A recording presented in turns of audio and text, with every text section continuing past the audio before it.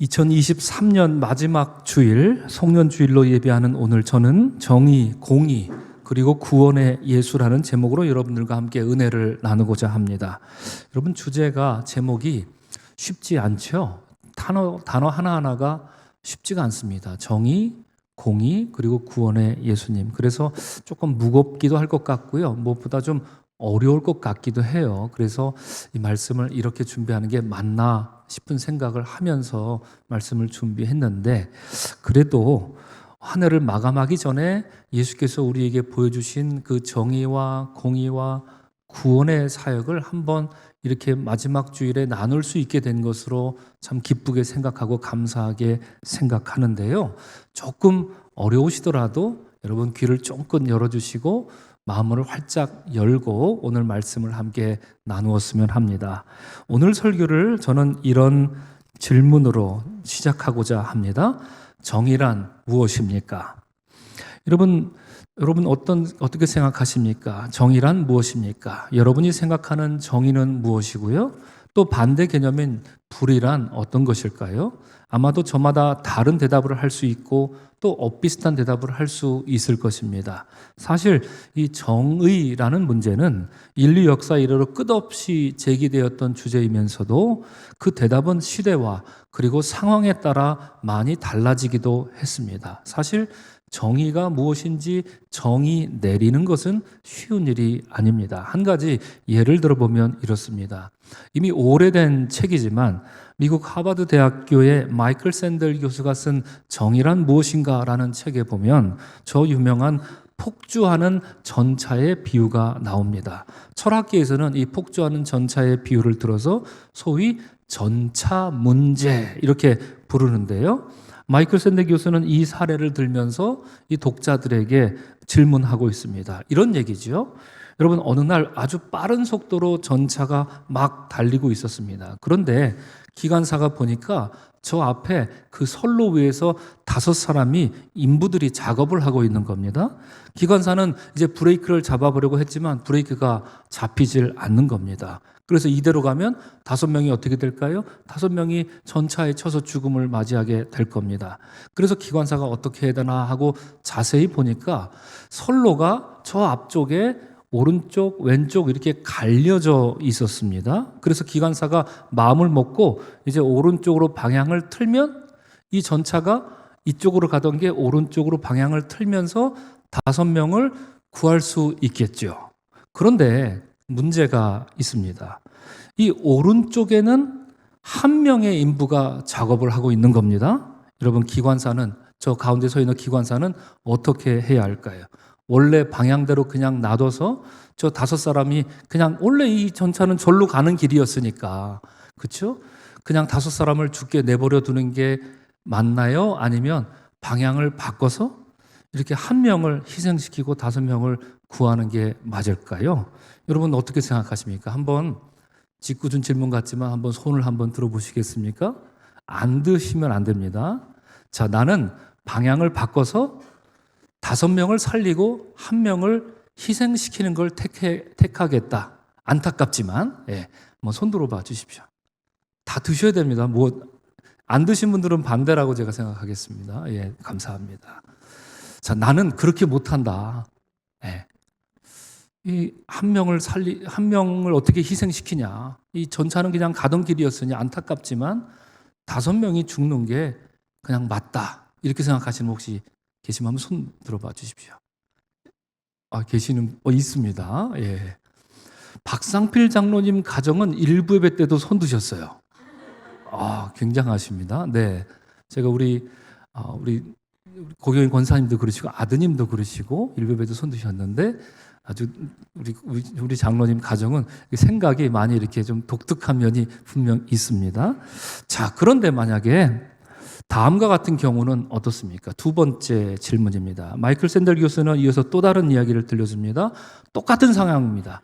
전차가 막 달려가고 있습니다. 전차가 지나고 있는데, 그런데 육교 위에 어떤 덩치 큰 사람이 있었습니다. 그래서 그 사람을 이렇게 밀어서 선로에 떨어뜨리면 이 사람 한 사람 때문에 기차가 서겠지요. 그래서 5사람을 살릴 수가 있어요. 여러분들이 저 기관사라면 어떻겠습니까? 그 6개월에 있는 덩치 큰 사람을 이렇게 밀어서 5사람을 살리겠습니까? 그렇게 밀겠습니까? 아니면 안 밀겠습니까? 나는 밀겠다. 있습니다. 네. 자, 손 내리시고요. 차마 못 밀겠다. 어떻게 그러냐? 그건 살인 아닙니까?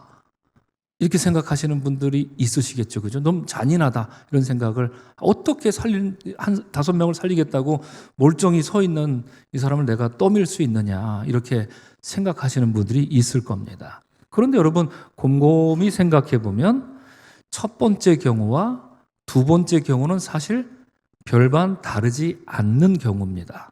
기관사가 선로를 바꾸는 행위와 그리고 무고한 사람을 선로로 미는 행위는 결과적으로 똑같은 결과죠. 5명을 살리기 위해 내 의지로 1명을 죽이는 겁니다. 그런데 먼저 첫 번째 경우는 안타깝지만 어쩔 수 없어 하면서 선로를 바꿔야지 하면서 바꾸는 거죠. 그리고 나중에 이 한 사람의 고귀한 희생을 우리가 기억해야 됩니다. 이렇게 말할 거예요, 분명히. 그런데 두 번째 경우는 아니 어떻게 그렇다고 해서 이 사람을 멀쩡한 사람을 떠밀 수가 있어. 이렇게 생각한단 말입니다. 그건 너무 잔인하지. 어떻게 사람이 그럴 수가 있어. 이렇게 생각할 수 있다면. 그러나 결과적으로 보면 첫 번째나 두 번째 모두 똑같다. 이렇게 마이클 샌델 교수가 이야기하는 거죠. 이런 상황에서 과연 정의란 무엇인가?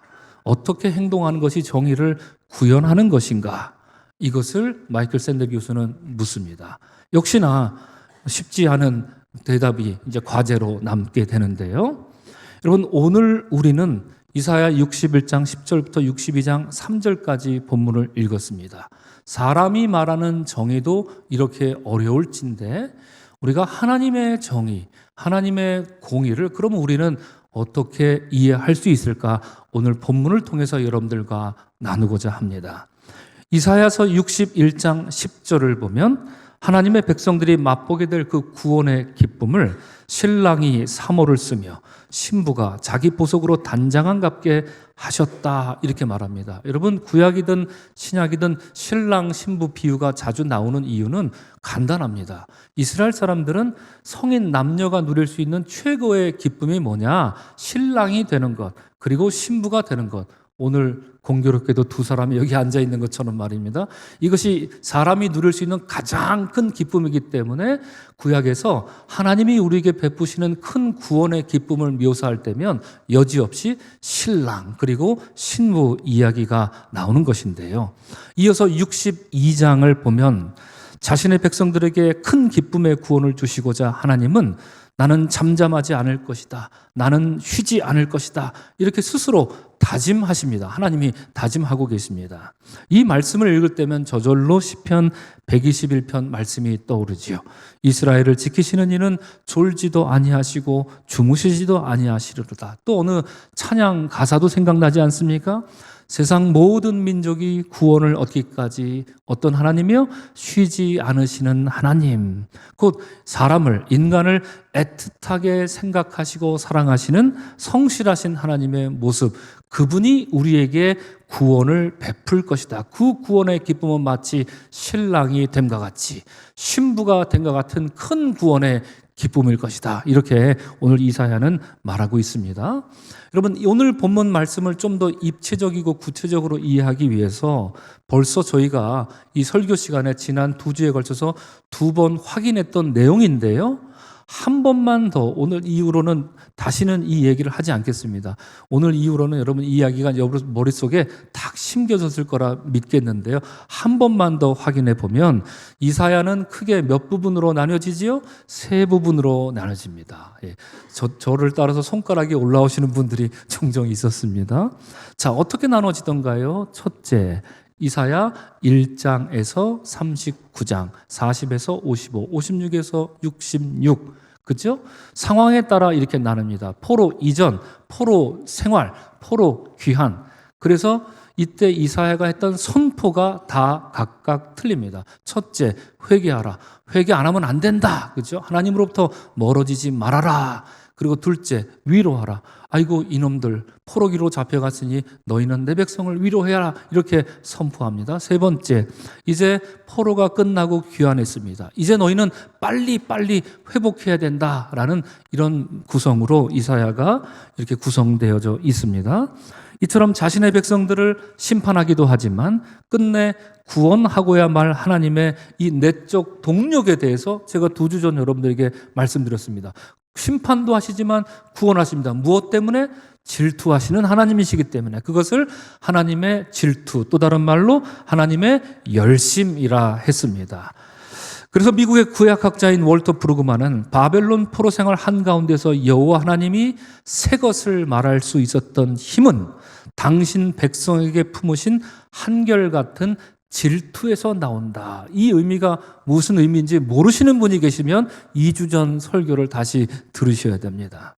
그런데 그때 제가 설교할 때도 말씀드렸지만 이러한 하나님의 열심, 하나님의 질투는 인간을 향해 어떤 투정을 부리는 하나님, 삐지는 하나님이라든가 이랬다 저랬다 제 맘대로 변하는 변덕쟁이 하나님을 의미하지 않습니다. 이사야 9장 7절 하나님의 열심에 대해 이렇게 말합니다. 그 정사와 평강의 더함이 무궁하며 또 다윗의 왕자와 그의 나라에 군림하여 그 나라를 굳게 세우고 지금 이후로 영원히 무엇과 무엇으로 정의와 공의로 그것을 보존할 것이라 말씀하십니다. 만군의 여호와의 열심, 곧 질투가 이것을 이루리라 말합니다. 이런 본문에 보시면 다윗의 왕자와 그의 나라가 영원할 것이다. 이게 여러분 무슨 언약이었던가요? 다윗 언약이었습니다. 지난주에 말씀드렸던 것처럼 말입니다. 이사야는 정확히 말합니다. 만군의 여호와는 질투하는 하나님이시지만 그리하여 너희를 심판도 하시고 구원도 하실 것이지만 그것에는 분명한 대전제가 있는데 그것은 다름 아니라 공의와 정의 혹은 정의와 공의다. 이렇게 9장 7절에서 말하고 있습니다. 질투의 하나님은 곧 정의의 하나님이요 정의의 하나님은 곧 질투의 하나님이다 하는 말씀입니다. 그렇습니다. 우리 하나님은 정의와 공의를 통해서 자신의 백성들에게 구원을 주시는 하나님이십니다. 정의와 공의를 통하지 않고 구원을 주시지 않는다는 얘기입니다. 반드시 우리가 기억하셔야 됩니다. 정의와 공의를 통해서만 구원을 주십니다. 이사야가 전하는 하나님이 바로 그런 하나님이고요. 그래서 이사야서 1장부터 66장까지 관통하는 주제가 뭐냐? 정의, 공의, 그리고 그에 따른 구원. 이것이 이사야의 주제가 됩니다. 앞서 이사야를 제가 여러분 세 부분으로 구분하면서 그때마다 이사야가 전했던 선포 내용이 있었다 말씀드렸죠. 첫째, 회개하라, 위로하라, 그리고 회복하라 였습니다. 이 세 개의 선포를 살펴봤는데 여러분 왜 회개해야 합니까? 회개해야 할 이유는 무엇입니까? 하나님의 정의, 공의, 구원에서 멀어졌기 때문입니다. 이 화면에 제가 이렇게 도표로 만들어 봤는데요. 회개해야 할 이유는 그겁니다. 하나님의 공의, 정의, 구원으로부터 멀어졌기 때문에 회개하고 빨리 돌아오는 얘기입니다. 왜 위로해야 합니까? 하나님의 정의, 공의, 구원을 상실했기 때문입니다. 왜 회복해야 합니까? 하나님의 정의와 공의와 구원이 이제 가까이 오고 있기 때문에, 그렇죠? 이제 포로로부터 귀환했기 때문에 그러합니다. 오늘 본문 61장 10절을 보면 이사야는 자신의 백성들을 회복시키는 하나님의 역사에 대해서 언급하기를 내가 여호와로 말미암아 크게 기뻐하며 내 영혼이 나의 하나님으로 말미암아 즐거워하리니 이는 그가 구원의 옷을 내게 입히시며 공의의 겉옷을 내게 더하심이라 이렇게 말합니다. 이사야는 하나님의 언약 백성들이 구원을 누리기 위해 마땅히 회복해야 할 일이 있는데 그것이 다른 게 아니라 정의와 공의를 행하는 삶이다 이렇게 선포합니다.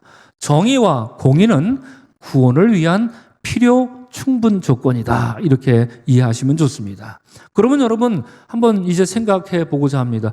공의는 뭐고요? 정의는 또 뭡니까? 비슷비슷하고 성경에 여기저기 자주 나오는데 공의는 뭐고 정의는 뭘까요? 그리고 이것과 구원은 어떻게 관계가 있습니까? 먼저 성경이 하나님의 공의와 정의에 대해서 제일 처음 언제 얘기하는지 아십니까? 하나님이 아브라함을 불렀을 때입니다. 창세기 18장을 보면 하나님은 아브라함에게 이렇게 말씀하십니다. 내가 그로 말미암아 자식과 건속에게 명하여 여호와의 도를 지켜 공의와 정의를 행하게 하려고 그를 택했다, 이렇게 말씀하십니다. 여러분, 굉장히 놀라운 말씀이죠. 하나님이 아브라함을 택하신 것, 제가 3대 언약 말씀드릴 때 이유가 뭐였습니까? 그에게 복을 베풀어 주시기 위해 그를 부르신 게 맞죠. 그런데 하나님 말씀하십니다. 그로 하여금, 그 자손으로 하여금 공의와 정의를 행하게 하라고 내가 그를 택했다 말씀하십니다. 하나님이 아브라함과 그의 자손을 택하신 이유는 저들로 하여 이를 지키고 행하게 하려는 것이었습니다. 그러므로 공의와 정의는 본질적으로 하나님의 통치 방식이 됩니다. 이사야 61장이 그걸 말해주는데요. 하나님은 공의를 사랑하며 불의와 강탈을 미워한다, 이렇게 말합니다. 그러면 그의 백성들은 어떠해야 합니까? 그의 백성들은 공의와 정의로 살아야 합니다. 그래서 이사야 1장 17절에서 이렇게 말합니다. 우리의 삶이 이래야 된다. 학대받는 자를 도와주며 고아를 위해 신원하며 과부를 위해 변호해야 한다, 이렇게 말하고 있습니다. 자, 그러면 여러분, 첫째, 공의에 대해서 살펴보겠습니다. 공의가 무엇일까요? 공의란 말은 히브리 말로 미슈팟이라고 합니다. 한번 같이 읽겠습니다. 시작. 미슈팟입니다. 미슈팟이라고 쓰고 읽습니다. 자, 이 말은 여러분 어려운 말 같지만 어렵지 않습니다. 이것만 기억하면 됩니다. 자, 어떤 거냐면 재판관이 내린 판결을 의미합니다. 시편 146편 7절 보면 여호와는 억눌린 사람들을 위해 공의로 재판하신다 말할 때 이 재판, 공의, 이것이 바로 공의를 의미합니다. 여러분, 억눌린 사람들, 억울한 사람들이 어디 가서 호소하면 좋습니까? 이 사람들의 억울함을 어떻게 해결할 수 있습니까? 법정에 있는 판사가 판결을 잘 해야 합니다. 판사는 법에 따라서 사심을 버리고 어느 한쪽에 치우치지 않고 똑바로 판결해야 합니다. 이것이 공의입니다. 자, 다시 한번 여러분께 묻습니다. 공의는 어디에서 이루어지는 거라고요? 법정에서 이루어지는 겁니다. 그렇죠? 법정이라는 그 공간과 그 시간 속에서 이루어지는 것이 공의입니다. 자, 그렇다면 정의는 뭘까요? 정의는 히브리 말로 체다카, 이렇게 말하는데요. 이 말은 우리가 의롭다 말할 때 그 의, 영어로는 righteousness, 이렇게 말할 수 있습니다. 신명기 6장 보면 모세가 이제 가나안 땅 들어간 백성들에게 하나님 말씀을 전하면서 명령하기를 너희가 명하신 이것을 다 지켜라. 너희가 그걸 다 지키면 그것이 우리의 의로움이 된다 말할 때 이 의로움이 곧 정의였습니다. 자, 그럼 여러분 질문 한번 드립니다. 여러분, 정의가 큰 개념인가요? 아니면 공의가 큰 개념인가요? 어떤 게 더 클까요? 정의가 큰 개념이죠. 그렇습니다. 정의가 공의보다 훨씬 비교할 수 없이 큰 개념이 됩니다. 앞서 말씀드린 것처럼 공의는 어디서 이루어지는 거라고요? 법정에서 이루어지는 판결 행위를 공의라 말합니다. 그러나 정의는 장소를 가리지 않습니다. 시간을 가리지도 않습니다. 하나님의 그 거대한 통치 행위의 대전제가 무엇이냐? 그것이 정의, 체다카입니다. 그래서 저는 이 둘을 놓고 생각하다가 이렇게 구분해 봤습니다. 하나님의 공의는 하나님의 정의를 실현하는 방법이 됩니다. 여러분 이해가 되시죠? 그렇죠? 하나님의 정의가 법정에서 올바른 판결로 공의로서 실현이 됩니다. 그리고 또한 이렇게 생각해 봤습니다. 정의가 법전이라면 공의는 판사의 판결문이다. 이렇게 한번 써봤습니다. 제가 써놓고도 굉장히 잘 쓴 것 같은데 별로 감탄하시는 분이 없으십니다. 오, 그렇구나. 이런 표정으로 좀 지어주시면 감사하겠는데요. 어떻습니까? 정의가 법전이라면 공의는 그에 따른 판사의 판결문입니다.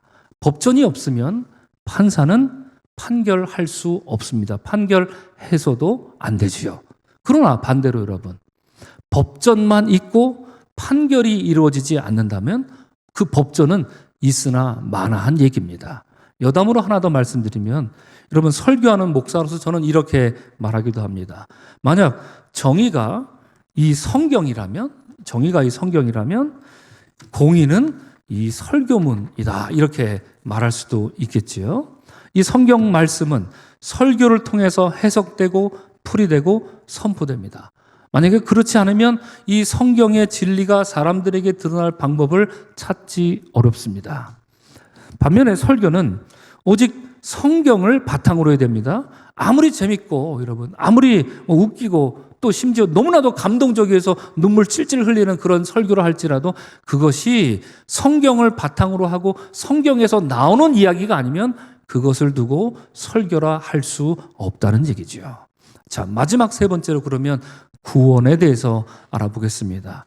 여러분, 히브리 말로 구원은 예슈아라고 합니다. 우리 한번 따라할까요? 예슈아. 여러분, 예슈아는 많이 들어보셨을 겁니다. 우리가 잘 아는 여호수아의 이름이 바로 예슈아이고요. 우리가 잘 아는 분 한 분 있죠. 신약 성경에 나타나신 그분 누구십니까? 예수님의 이름이 바로 이 예슈아, 히브리 말입니다. 그렇다면 이사야가 말하는 예슈아, 곧 구원은 무엇입니까? 구원은 앞서 말씀드린 정의와 공의와 어떤 관계가 있겠습니까? 이것이 참 중요한 겁니다. 여러분, 앞서 잠시 살펴보았지만 오늘 본문 62장 1절은 이렇게 장엄하게 말하고 있습니다. 나는 시온의 의, 곧 정의, 제다크가 빛같이 예루살렘의 구원, 예슈아가 횃불같이 나타나도록 시온을 위하여 잠잠하지 아니하며 예루살렘을 위하여 쉬지 아니할 것이다, 이렇게 말합니다. 여러분, 여기서 시온, 예루살렘, 이렇게 성경에 보면 시온아 어쩌고 저쩌고, 예루살렘아 어쩌고 저쩌고 이렇게 번갈아 가며 나올 때가 있지 않습니까? 그러면 시온은 뭐고 예루살렘은 뭘 의미하나? 여러분, 헷갈리실 거 없습니다. 시온이 예루살렘이요, 예루살렘이 시온입니다. 둘 개 똑같은데 이름만 바꿔서 그렇게 찬양하고 있는데 무엇을 말하고 있습니까? 하나님은 바로 이 시온성, 예루살렘에 살아갈 자신의 거룩한 백성들이 구원의 횃불을 밝힐 때까지, 그리고 그 정의가 완전히 드러날 때까지 하나님은 쉬지 않을 것이다, 잠잠히 가만히 있지 않겠다 하는 그런 하나님의 선포입니다. 이 말씀을 두고 숭실대학교에서 기독교학을 가르치는 김회건 교수님은 이렇게 말했습니다. 하나님의 최고의 관심은 시온의 의가 빛같이 예루살렘의 구원이 횃불같이 나타나는 것이다. 이것이 이사야가 말하는 하나님의 최고의 관심이다. 그러므로 정의가 뿌리를 내려야 예슈아, 곧 구원이 열매 맺는다, 이렇게 못박아 말합니다. 정의가 뿌리 내리지 않으면 구원은 없다라는 말이기도 합니다. 조금 더 구체적으로 여러분들께 설명드리면 이렇습니다. 하나님의 정의가 구원으로 나타나는 방법은 아주 명확합니다. 이 도표만 이해하시면 분명해지리라 생각하는데요. 하나님의 정의는 반드시 무엇을 통해 나타나야 되느냐? 하나님의 공의의 재판을 통해 나타납니다. 재판은 무엇이라 그랬죠? 그 하나님의 공의는 무엇이라 그랬죠? 판사의 법정 판결문을 의미합니다. 이걸 통해서 비로소 하나님은 당신의 구원, 예슈아를 완성시켜 나간다라는 것이죠. 이 세 가지가 이런 관계가 있습니다. 자, 여러분, 우리는 하나님의 정의와 공의와 구원이 어떻게 이루어졌는지 우리는 잘 알고 있습니다. 여러분 이미 다 아는 얘기입니다.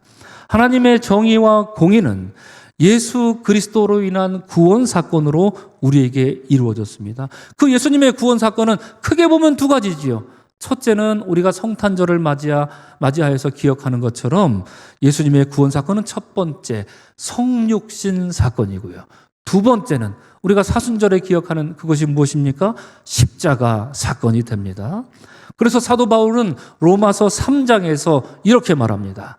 하나님의 한 의가 나타났으니 율법과 선지자들에게 증거를 받은 것이다, 이렇게 말합니다. 여러분, 하나님의 한 의가 세상에 나타났습니다. 이것을 두고 뭐라고 말할 수 있습니까? 성육신 사건입니다. 하나님의 아들이 의로우신 분이 정의로우신 분이 세상에 내려오셨습니다. 이것이 예수 그리스도의 성육신 사건입니다. 이어서 바울은 이렇게 말합니다. 그리스도 예수 안에 있는 속량으로 말미암아 하나님의 은혜로 값없이 의롭다 하심을 얻은 자가 되었다 이럽니다. 여러분, 본문에 나와 있는 그리스도 예수 안에 있는 속량, 이게 무엇을 뜻할까요? 속량이란 말이 무엇입니까? 이건 고대 사회에서 노예를 팔고 살 때 하는 행위입니다. 어떤 노예가 사로잡혀 있습니다. 근데 그 노예가 불쌍합니다. 근데 제가 돈이 많습니다. 그럼 제가 돈을 대신 갚아줍니다. 그러면 그 노예는 해방되는 거죠. 자유롭게 되는 거죠. 이런 행위가 바로 속량입니다. 이걸 누가 했다고요? 예수 그리스도가 했다. 바울이 그렇게 말하고 있습니다. 바울은 이어지는 구절에서 이러한 속량이 그럼 예수 그리스도 안에서 어떻게 이루어졌는지 구체적으로 한 번 더 설명해 줍니다. 이렇게 말이죠. 이 예수를 하나님이 그의 피로써 믿음으로 말미암는 화목제물로 세우셨으니 이는 하나님께서 길이 참으시는 중에 전에 지은 죄를 간과하심으로 자기의 의로우심을 나타내려 하심이니 곧 자기도 의로우시며 또한 예수 믿는 자를 의롭다 하려 하심이라. 이렇게 분명히 말합니다. 이 25절, 26절 이 말씀 안에 우리가 오늘 읽었던 하나님의 정의, 하나님의 공의, 하나님의 구원이 오롯이 담겨 있습니다. 여러분, 바울이 방금 전에 화목제물에 대해서 언급했죠. 화목제물이 되신 분이 누구십니까? 예수 그리스도이십니다. 예수께서 십자가를 친 사건은 여러분 다음과 같은 도표로 제가 다시 한번 그려보았는데요. 앞서 우리가 말했죠. 바울이 얘기했죠. 하나님의 의가 세상에 나타났다. 이 사건이 뭐라고요? 성육신하신 정의의 예수께서 나타나셨습니다. 그런데 그 하나님의 의가 세상에 이루어지려면 반드시 무엇을 통과해야 되죠? 공의의 단계를 통과해야 됩니다. 공의는 어디에서 이루어집니까? 법정에서 이루어진다 말씀드렸습니다. 예수께서는 실제로 법정에서 유죄 판결을 받았습니다. 사람들에게 유죄 판결을 받은 것처럼 성경에 기록되지만 그것은 하나님이 자신의 아들에게 친히 행하신 법정 판결이었습니다. 내 아들이 죄 있다 하심으로 자신의 아들을 십자가에서 죽게 하신 공의의 사건이었던 것입니다. 십자가는 여러분, 그러므로 공의의 사건을 의미하고 예수께서 십자가를 지신 사건은 바로 공의의 예수가 되신 사건입니다. 이로써 하나님의 심판, 하나님의 진노가 십자가에 달리신 예수님 위로 와장창 쏟아져 내립니다. 하나님의 진노가 십자가에 달린 예수님께 다 쏟아져 내립니다.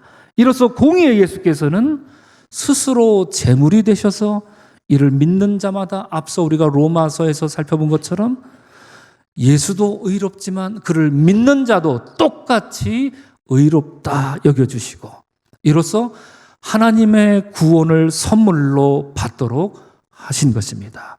이로 인해 우리는 구원의 예수를 고백하고 있는 것입니다. 오늘 함께 송년주일로 예배하는 사랑하는 성도 여러분, 우리는 이사야의 말씀으로 하나님의 정의, 공의 그리고 구원에 대한 위대한 선포를 들었습니다. 이로써 우리는 의로우신 예수께서 하나님 공의의 십자가를 스스로 지시고 제물이 되심으로 구원의 예수가 되신 사건을 또한 이어서 나눠보았습니다. 여러분, 설교 초두에 나눴던 마이클 샌델의 정의란 무엇인가 이런 그 비유 기억나시죠? 전차의 비유 말입니다. 그 이야기에서 정의가 무엇인지 이렇게 말하고 결정하기가 쉽지 않았습니다. 그런데 오늘 본문 말씀을 통해서 하나님의 정의와 공의와 구원을 생각해 보니 마이클 샌델이 말한 그 폭주하는 전차의 비유에서 선명하게 드러납니다. 그 폭주하는 전차 이야기 속에서 예수께서는 폭주하는 전차를 세우기 위해 육교 위에서 뛰어내리신 분 아니겠습니까? 세상이 말하는 정의는 다른 사람의 희생을 요구합니다. 어느 쪽이 정의냐? 그래서 놓고 저울질하고 그것에 대해서 논하기를 좋아합니다. 그러나 예수께서 보여주신 정의는 스스로 희생하여 제물이 되신 것입니다. 이것이 하나님의 정의고 이것이 하나님의 구원인 것입니다. 오늘 본문 마지막 절인 2절과 3절은 우리가 받아 누릴 구원에 대해서 다음과 같이 아름답게 말하고 있습니다. 너는 여호와의 입으로 정하실 새 이름으로 일컬음이 될 것이며 너는 또 여호와의 손에 아름다운 관, 내 하나님의 손에 왕관이 될 것이다. 이렇게 말합니다. 여호와 하나님의 그 멋진 정의의 손에 들고 있는 멋진 왕관, 누군가를 향해 들고 갈 그 왕관, 너희가 그런 사람이 될 것이다 약속해 주는 말씀인데요. 하나님은 우리에게 새 이름으로 불러주실 것이라 말씀하셨습니다. 여러분, 우리가 받을 구원의 이름은 어디서부터 왔습니까? 누구로부터 왔습니까? 성경은 말합니다. 그 이름을 예수라 하라. 또 다른 성경은 말합니다. 그 이름은 임마누엘이라 하리라 이야기했습니다. 사도 바울도 이어서 말했지요. 하나님이 그를 지극히 높여 모든 이름 위에 뛰어난 이름을 주사 하늘에 있는 자들과 땅에 있는 자들과 땅 아래에 있는 자들로 모든 무릎을 예수의 이름에 꿇게 하셨다. 바로 그 이름이 우리의 이름이 되는 것입니다. 하나님은 아브라함을 아브라함이라 부르셨던 것처럼 야곱을 이스라엘이라 삼아주셨던 것처럼 그리고 시온을 향해 너는 이제부터 베드로라 이렇게 불러주셨던 것처럼 예수님을 박해하고 교회를 박해하던 사울을 향해 너는 이제 바울이다 이렇게 선언해 주셨던 것처럼 정의와 공의 그리고 구원의 예수 그리스도로 인해 우리는 값없이 예수 그리스도의 사람 곧 그리스도인이라는 새 이름을 얻게 된 것입니다. 그리하여 하나님이 기뻐하시고 자랑하시는 하나님의 백성이자 하나님의 자녀로서 우리는 하나님 손에 붙들린 그 아름다운 왕관으로 살리라. 오늘 이사야는 이렇게 선언해 주고 있는 것입니다. 사랑하는 성도 여러분, 미국의 자연주의 철학자인 헨리 데이비드 소로우라는 분이 있습니다. 아마 많은 분들이 아실 텐데요. 그는 한 해를 마감하는 어느 날 이 고즈넉한 자리에 앉아서 이렇게 썼습니다. 낮이 점점 짧아지고 저녁이 일찍 찾아오는 이맘때면 인생이란 얼마나 짧은 것인지 새삼 떠올리게 된다. 한 해가 저물 때면 좀 더 깊은 생각에 잠기게 되는 것이다. 이렇게 말합니다. 여러분, 널리 알려진 얘기지만 감사를 뜻하는 영어 단어 뭐가 있습니까? thank라는 말이 있습니다. 생각을 뜻하는 영어 단어는 think입니다. 그런데 thank와 think는 어원이 같다고 하지요. 감사의 마음은 어디서부터 생각하는가?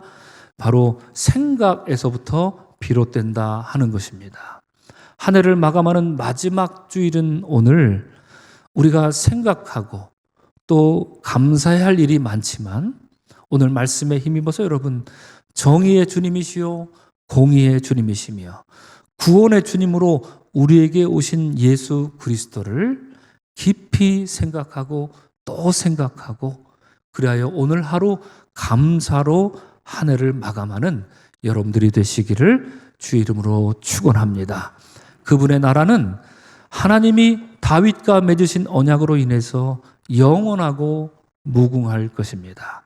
그분의 위엄과 능력은 지난 2023년에도 여러분과 함께 해주셨던 것처럼 오는 2024년에도 여러분의 삶에 임재하시리라 믿습니다. 여러분, 이제 곧 맞이할 새해에도 정의와 공의 그리고 구원의 예수 그리스도의 그 주권과 그분의 통치 앞에 온전히 복종하는 믿음의 삶을 이어가시기를 주님의 이름으로 축원합니다. 아멘. 이제 우리 찬양할 텐데요. 우리 지난주에 예수 하나님의 공의를 불렀습니다. 오늘도 이 찬양을 함께 다시 불렀으면 좋겠습니다. 우리 지난주에 했던 것처럼 1절을 부르실 때는 자리에 앉아서 피아노 반주로 이렇게 함께 부르시면 좋겠고요. 2절 부르실 때는 올겐 소리와 함께 다 같이 자리에서 예수님의 공의를 생각하며 자리에 일어나서 함께 찬양하도록 하겠습니다. 예수 하나님의 공의 찬양합니다.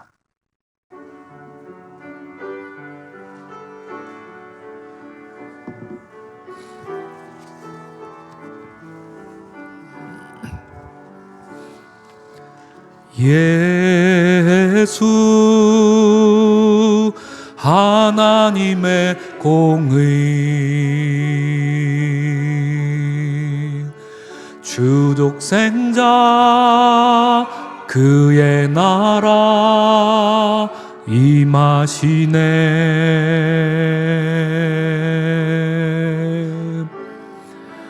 예수 제물이 되신 주, 영광 중에 그의 나라 임하시네.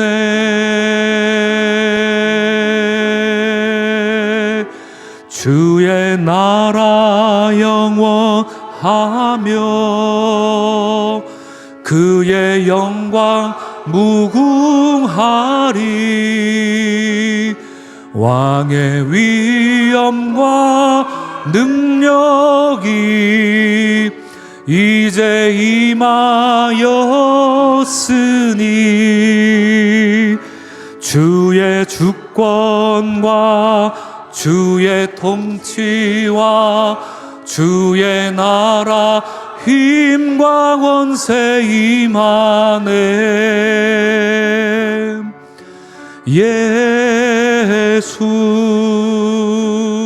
하나님의 공의. 자리에서 일어나겠습니다. 예수 하나님의 사랑. 예수 하나님의 사랑. 주내와 말씀으로 나타났네.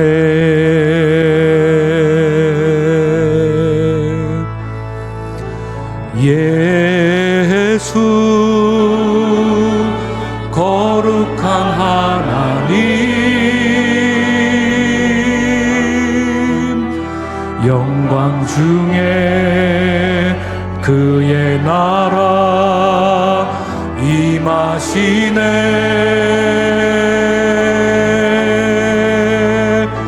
주의 나라 영원하며 그의 영광 무궁하리.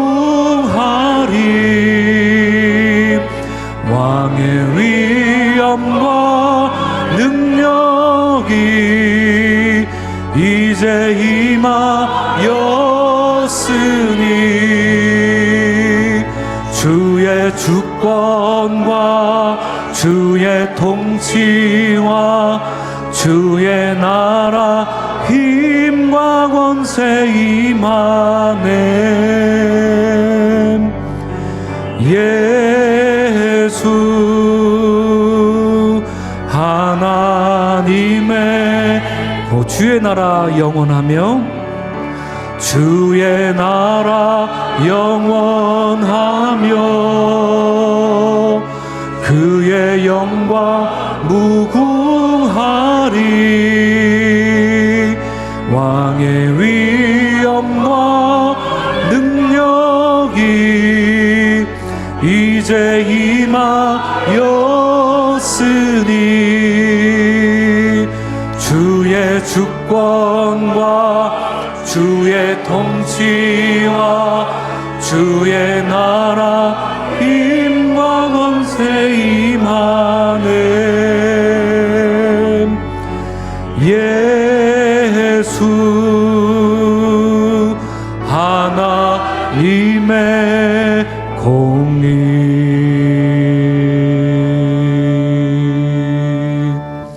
사랑하는 서강의 성도들이여, 공의의 심판대로 구원을 완성하신 예수 그리스도의 은혜에 감사하며 하나님 나라의 복을 이 땅에서 누리십시오.